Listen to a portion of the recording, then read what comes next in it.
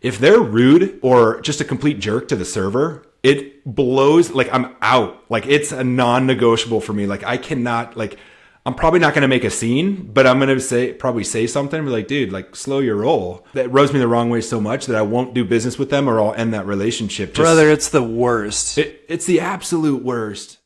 Welcome to the Success Flow Podcast, where our mission is simple: to be better each day and relay our findings with other relentless humans defining success for themselves. If that sounds like you, let's begin.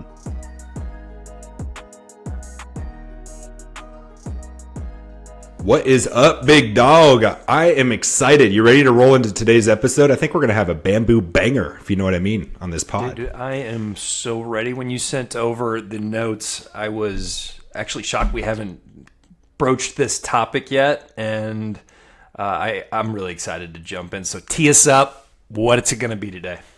So topic today, we're talking about your personal core values and the importance of defining them, leveraging them, how to figure it out and bring alignment in your life. I mean, when you think about every business or company out there, they've spent a lot of time and money defining core values for their organization to bring alignment with their vision and what they're talking about with their team and the people and the culture within the organization. It brings their identity. It gives them the foundational principles and how they move forward. And it also helps with retention, keeping top people on, as well as recruiting new top people that align with those core values. So the question becomes, if an organization finds it smart as a must-have defining core values, then why haven't you defined your personal core values to follow that similar model and bring your life into alignment? What kind of organizational values you run into at your work?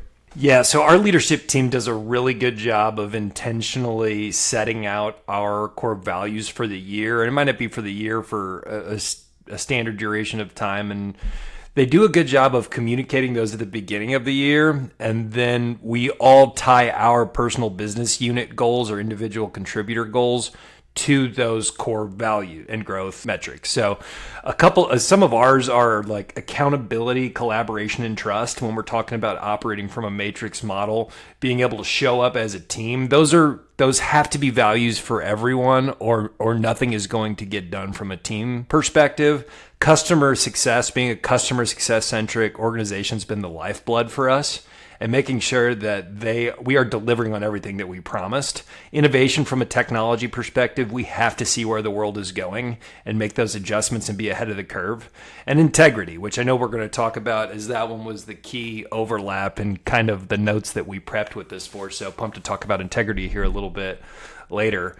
And I think it's important, and when you talk about culture in an organization, when those key values that the leadership are driving out overlap with your own personal, that's when you know you've got something good cooking, and it's going to be easy to show up with work each day. So from your perspective, how can you kind of give us a baseline and start talking about what the heck core values are for those folks that might be new to? Yeah, for sure. I mean, you nailed a lot of them. A lot of businesses have similar ones. We've got, at Journey, we have, heart, integrity, leading with growth in mind, humility, and other things like that, right? Those are buzzwords, but you have to have some meaning behind it. And it goes down to bringing alignment for the organization and also you as a person. Does that make sense? So when you define your personal core values, you treat them as your guided principles in everything that you do. When you define them, you're embracing stronger relationships. It increases resilience and experience of a lasting sense of satisfaction, right? Our core values become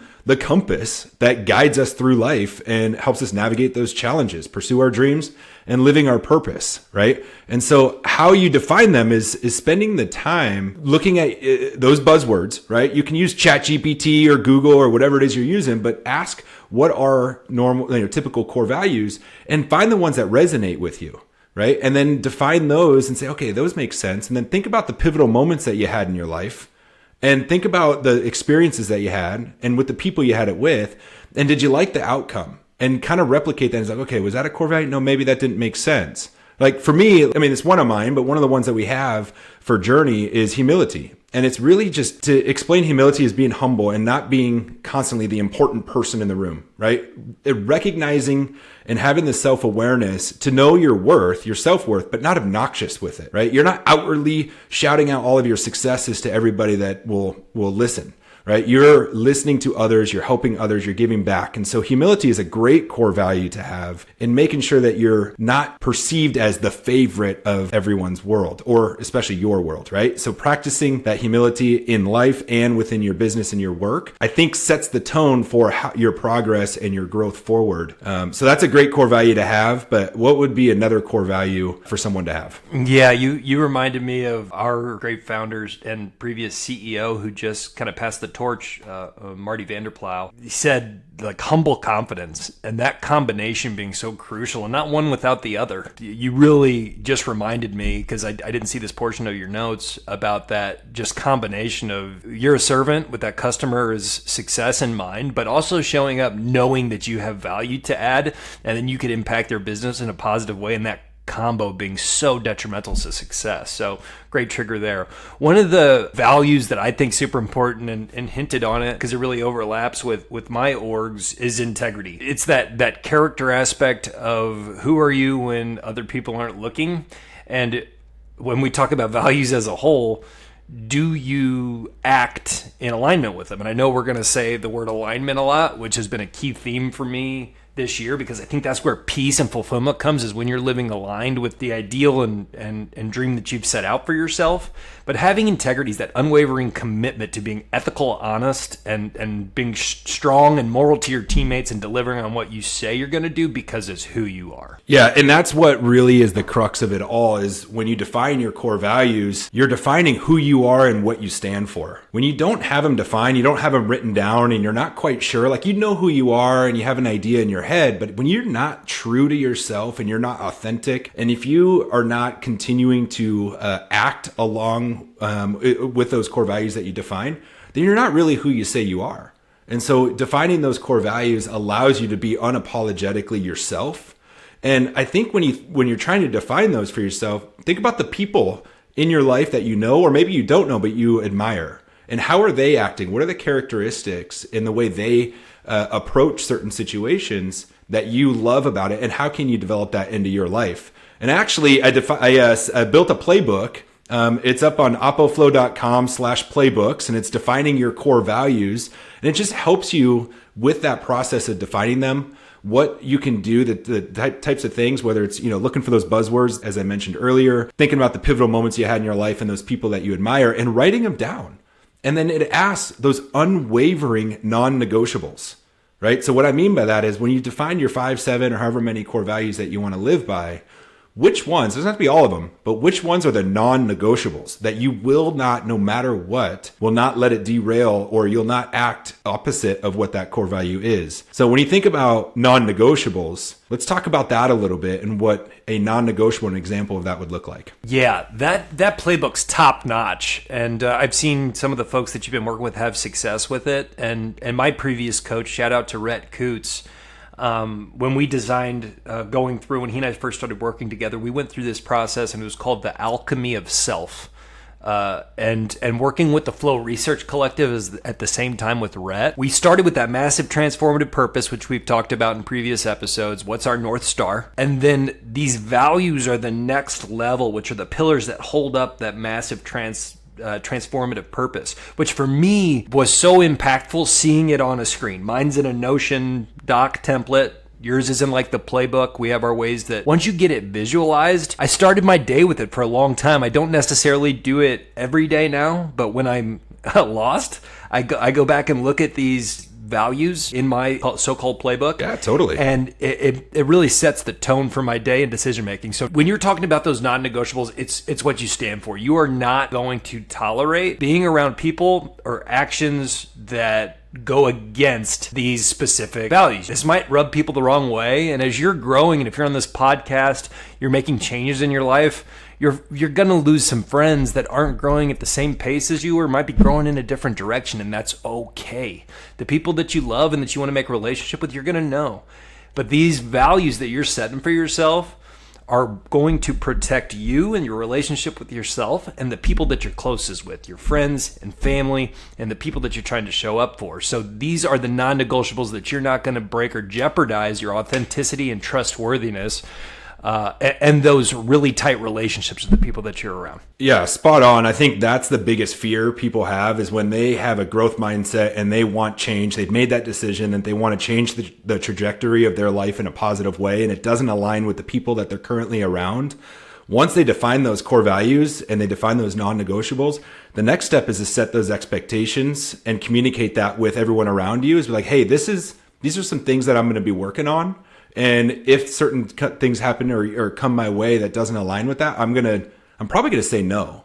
And if the habits and the people around you, what are some of those non-negotiables for you? I mean, I cut you off there. You're good. No, you're good. I mean, the non-negotiable for me, the biggest one, I think, is just always treating someone with respect. Like the non-negotiable is like there will never be a disrespect to somebody who's trying to do something, who is working on something, and however it is, like my perception of it, like I'm never going to disrespect somebody in their craft and their work and what it is that they're about. In my opinion, it's an opportunity for me to learn and dive in and respect what it is that they're working on. So a non-negotiable for me is just always treating others with respect. Let me give you an example. When you go out to eat with somebody, and maybe it's a new relationship or maybe it's a female, male, whatever, spouse, or maybe not a spouse probably, but maybe it's someone new that you're developing a relationship with, or maybe it's in business world, you're networking with somebody and you go to lunch. If they're rude or just a complete jerk to the server, it blows, like I'm out. Like it's a non-negotiable for me. Like I cannot, like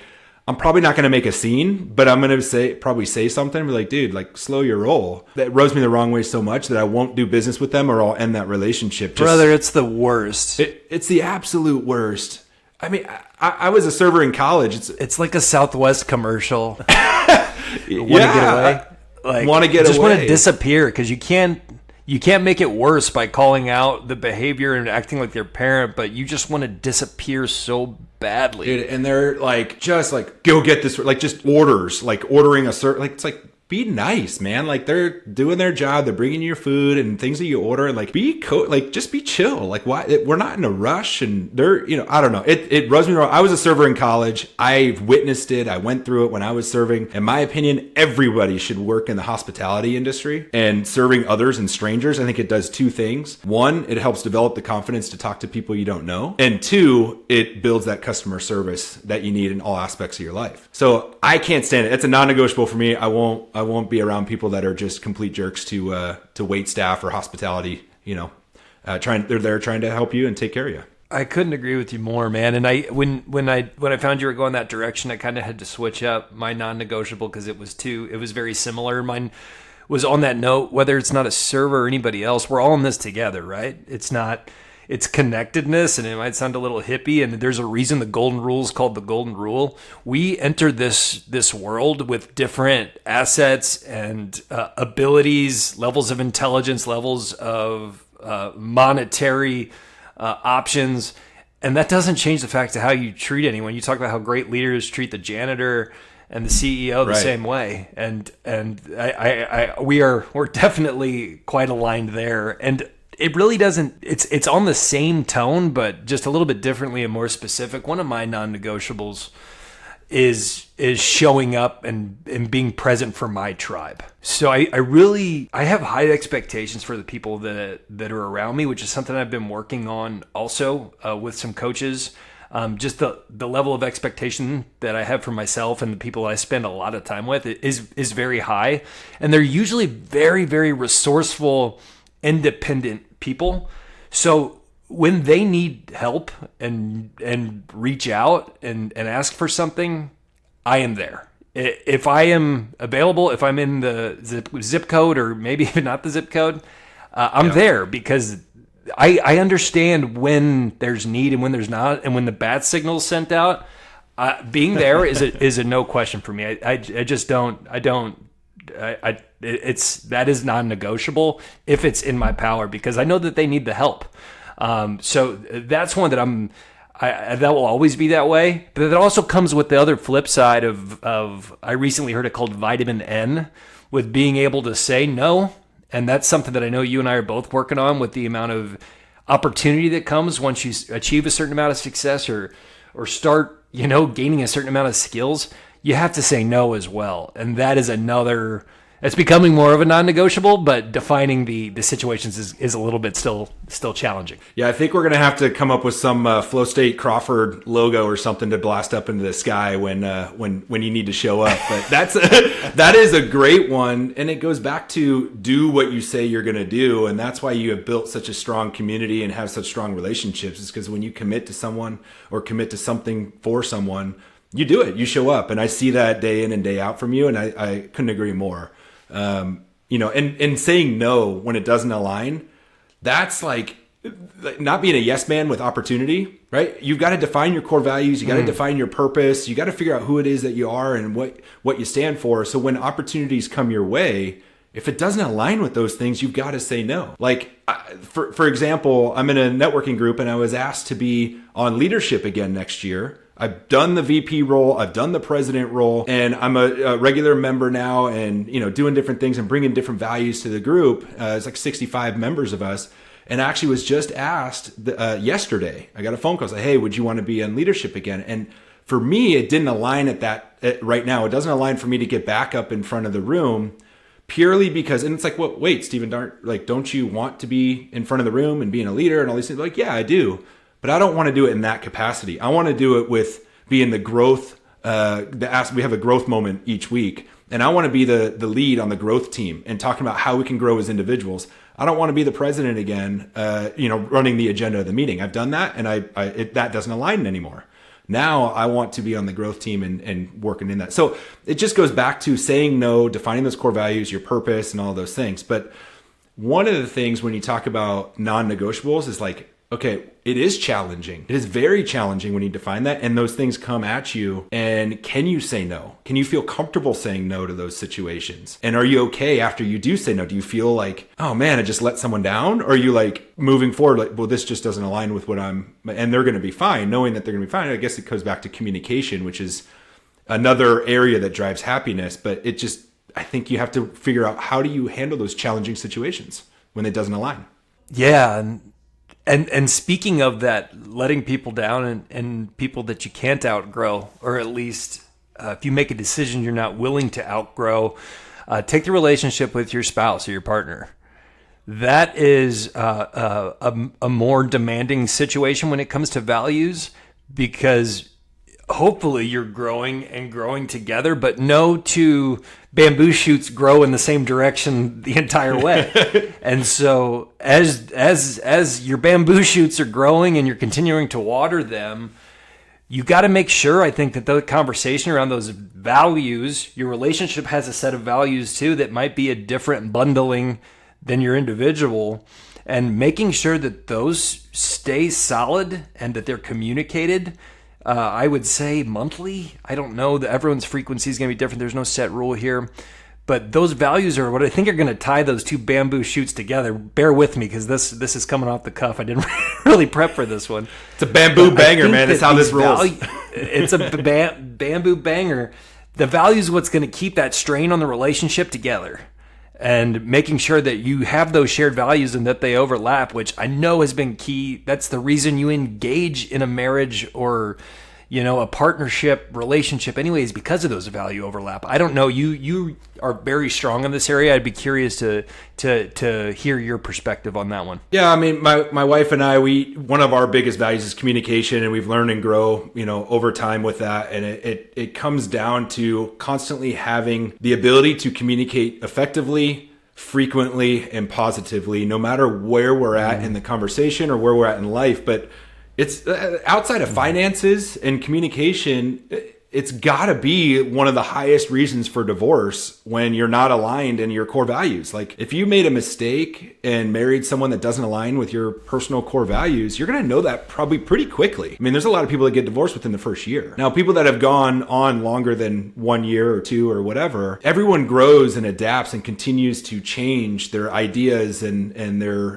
mindset, and those core values get redefined, and it's being able to revisit them and refine them with your spouse allows for that longevity and fulfilling marriage, right? That you have, or relationship that you have with that person. And so I just think that you've got to sit down with your spouse. If you can define them with your spouse over time and frequently and continuing to look back on them, then that's what's going to give you the most success in that relationship and making sure those core values are aligned. But I will say there's one thing that I don't know if it's a non-negotiable, it might be. I don't even know if this is a core value. But another thing that I just can't really stand is like, dude, I cannot stand being in a room when people are talking about politics. For me, it's just one of those things where it's like, look, I get it. I see both sides. I see the things that are going on. But talking about politics, like, I'm not going to get involved with that. I usually just remove myself from the conversation or the room and until it's over and come back or whatever. But I just, for me, my experience, it's always ended in an unhealthy debate. And it's something that I just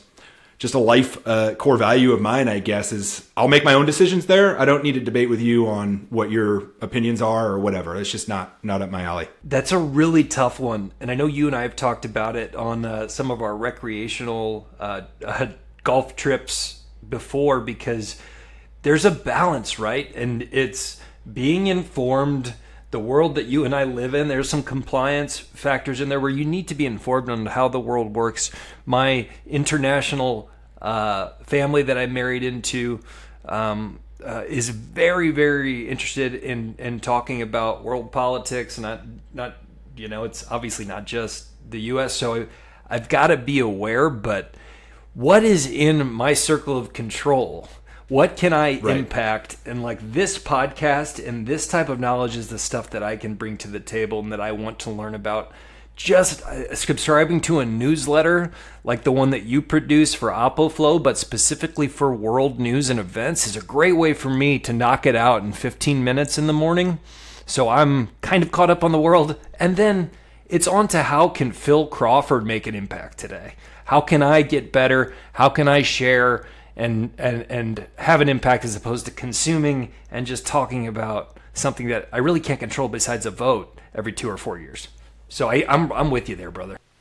Totally. And it goes back to the same thing of, if you're constantly in your mind with these ideas and these thoughts and all the things that you want to do, but you can't, and you don't take action, then what are you really doing? It just goes, it's that default mode network, right? Where when your DMN is really high in your brain, which is, there's 4 different regions. I think you know a little bit more about this than I do, Focus Acti group that you're working on, but it's basically, when it's really high, your mind is wandering. You're thinking about the past. You're thinking about the future. You've got anxiety. You've got stress, or maybe you've got inspiration. You're like, oh, I'm going to do this. I'm going to do that. I'm going to do this. But if you don't ever take action, you're never going to be fulfilled. And so I think it goes back to some of the politics stuff, where it's like, hey, I feel this way. I have my opinions. I've got my vote. But if you're going to be out there talking with people constantly about it or whatever, in my opinion, I remove myself away from those situations, because I can't control that and I can't make change in a positive way through that avenue. I do it through this podcast. I do it through this storybook. I do it through my speaking engagements. I want to spread positivity and create change in someone's life that way. And so if it doesn't align in another way, similar, the politics conversation, I say no, and I move on from it. And so that's, I guess, an unwavering commitment to myself, where I've just always been that way. Absolutely. And I think a value that's become in both of us, and it's set out for my theme for the year. You were already kind of living it. It's been, this podcast is kind of the result of it coming into fruition, but that creation over consumption. For me, that started as a theme for the year, but is now, I'm pretty sure, shifted to a core value, because when I'm not doing it, it just helps so much in every sense of the word, in the physical, from food, creation in regard to creation, movement, and muscle and speed and skills over the consumption, and knowledge, not just reading, listening to content, but producing content like this, writing, getting the ideas out. To your point, when our prefrontal cortex is zoned in and focused on what we're trying to build and create, that's where happiness resides. That's where 100%. We're in that moment, not worried about the future, not depressed or shameful of the past, but making traction. And it all sounds nice and easy the way that I'm laying it out, but it literally is a practice. and requires the reps to keep these things in motion. Yeah, when your DMN is high, it's great for inspiration and motivation, but it goes back to when you don't take that action, it's, you can relate it to skiing down a hill, or, flow state essentially is what it is. When your DMN is at a low level, your default mode network is low. That means you're in a flow state and you're solely focused on that task. I mean, you nailed it on the head. And so it's, anyway, when you define your core values and you define your unwavering non-negotiables, when you're going to be challenged, and you have to be okay with that. And it's kind of going back to the be a duck mentality that I mentioned on the obstacles episode, is just letting things roll off your back when they come at you out of your control, and continue moving forward towards your perception of success and happiness. There it is, folks. Defining life of purpose starts with defining your personal core values. Write them down. Get them someplace where you can review them to start your day. They're going to help you limit that focus and let you know where you stand, so you're making decisions and keeping on that successful path. Good luck. Let us know how it goes as you get those written down. Let us know what you want to hear. Email us at successflowpod@gmail.com, or comment, like, subscribe. Send the pod on to someone else who you think might like it. We're here for you week after week. Thanks, y'all.